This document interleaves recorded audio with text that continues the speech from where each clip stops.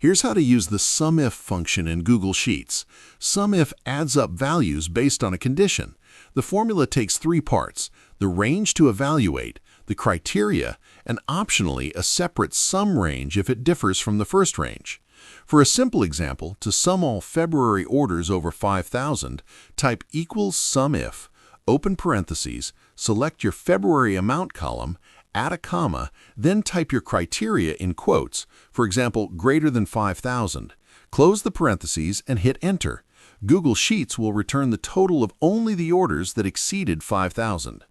For a more advanced example where your criteria and sum columns are different, to get the total revenue for the West region only, type equals SUMIF, select the region column, add a comma, type West in quotes, add another comma, then select the revenue column. Hit Enter and you get the total revenue for the West region only. If this helped you out, hit that subscribe button for more straight-to-the-point Google Sheets tutorials on Step by Click.